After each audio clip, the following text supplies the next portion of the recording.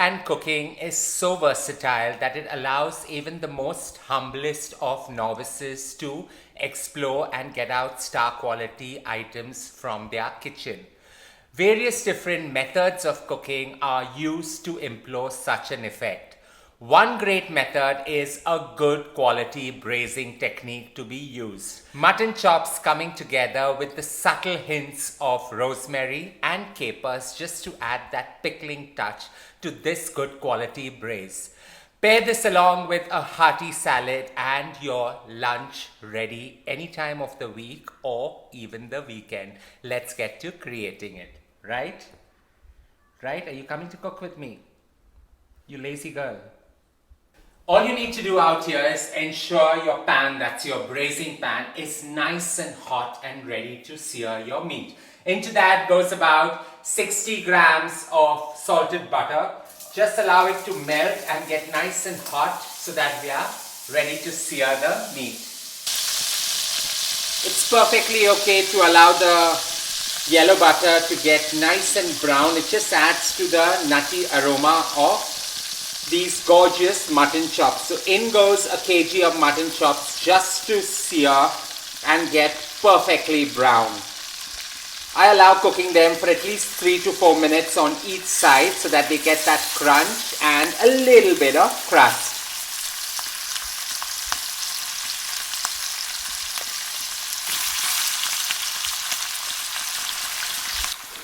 In goes a fine sprinkling of some celery sea salt. You do not want to add my other famous salt out here because we are already tinging it with some rosemary. In goes some freshly milled pepper just to give it that earthly aromas and heat. And now just quickly turn it or stir fry it. You can go as experimentative. A braise allows you to get that experimentative because in the end you're just dunking it into a liquid medium. As the meat has locked in all their juices with the perfect sear, it's time to take it out and create the sauce. And then all we do is dunk these mutton chunks right back in. These chops go in and cook on the slowest possible simmer. In the pan you have sheer liquid gold which has the juices along with that glorious fat. So in goes about 4 red chilies just to give it that heat. You can skip this process altogether, but do not forget to add 6 cloves of garlic finely minced. Just allow the two to saute and kind of deglaze the pan along with about 2 inches of ginger. And ginger brings that robust, earthly overtones that are so required for this mutton chops. Allow all this to infuse with each other for about 15 to 20 seconds. And finally in goes 2 red onions just diced large and allowed to get soft and slightly translucent. A large sprig of rosemary, just have it muddled slightly and cut fine so that it releases all its aroma along with a generous sprinkling of some capers. So I just take the bottle and 50 grams of capers go in, just allowing everything to infuse with each other. The pickling brine just adds to that tart element that's required. As you saute the two and you allow all the flavors to infuse, right now you can either add some dry white wine or a splash of some apple cider. So about 40 to 50 ml of apple cider just going to infuse everything together and giving it those sharp pickly flavors, and the chili just gives it that slight spiced overtone required. You want to thicken this up, so in goes about 2 tablespoons of refined flour, and we're going to create one of those very modern new age concepts of a roux. So just allow everything to coat and get slightly roasted till it gets to that second stage of a roux texture.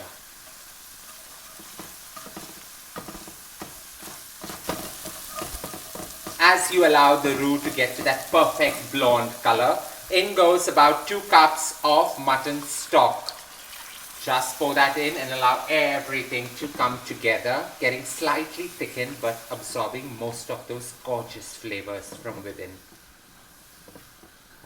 With this makeshift sauce simmering for about a good 5 minutes, it's time to dunk in the mutton chops back in and allow them to simmer and cook to the softest of textures, absorbing all these glorious flavors.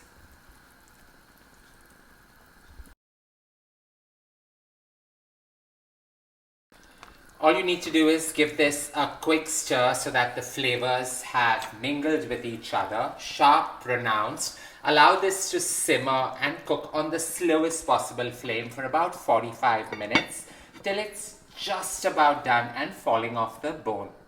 While the mutton chops simmer and braise to the perfect consistency, while this is quite a dense meal, it pairs really well with a Turkish-inspired salad. Some apricots, some cauliflower, some haricot beans pairing with some arugula and you're good to go.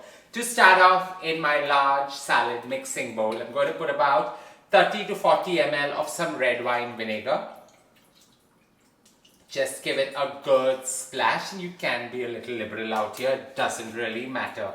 To that, we are going to add a fine sprinkle of some celery sea salt and create that perfect vinaigrette along with some extra virgin olive oil. So whisk away and drizzle about 30 ml of extra virgin olive oil as well. Just keep whisking till it emulsifies and comes together in one of those thickest of slurries. With the vinaigrette sharp, strong and well emulsified, in goes about 150 grams of cauliflower florets that we've just blanched and put in, along with about 150 grams of some haricot beans. I've cut them into 3-inch batons, slit them into half, just exposing them and giving it some edge in between. To this, you need a bit of sweetness and that pronounced concentrate flavor which comes alive with some apricots. About 30 grams of apricots beautifully cut into slivers going in and giving it that burst of color, along with some caramelized onions just to balance that sharp overtone that the sweetness brings. So about 20 to 30 grams of caramelized onions, golden in color, going about. Give it all a good tossing so that the colors merge with each other and at the same time they absorb the tartness that the red wine vinaigrette brings. And now you need to just add a good load of some fiber through these great arugula leaves. So about a handful of it or two. I take about 250 grams and just toss everything together. Allowing all this to blend together and just soften with the vinaigrette. You can add some dukkha spice to it as well, just to give it that edge, or toasted almonds work well. All we're going to do is now lift this up and put it into a bowl and garnish it. It's such a simple salad that comes together so well and so easy to create and pairs really well with those robusti mutton chops. So all you need to do is now garnish this and chill it. I'm going to garnish this with some almond slivers that I've toasted and just roughly crushed, along with some chunks of Parmesan cheese. So a fine sprinkle of some almond slivers on top, and finally chunks of Parmesan cheese, about 100 grams of them, just to give it that depth of flavor and that glorious edge.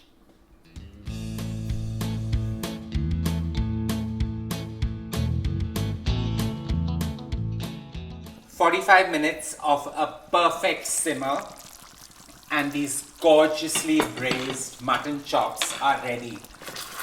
Allow it to sit for another 5 to 10 minutes just so that the gravy absorbs into it and gives you one of those most softest of textures available. All this needs is a fine sprinkle of some curly parsley just to balance the sharp overtones that rosemary brings to it. So about 2.5 tablespoons of that and you're good to go. Pair this along with the salad and you have that perfect edge of a meal ready.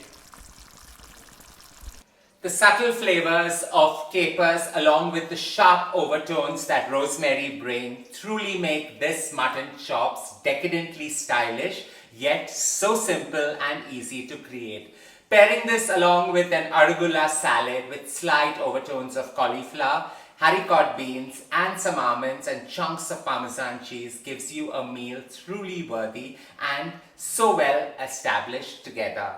Don't forget to share loads of love by hitting on the like button, and as always, don't forget to subscribe.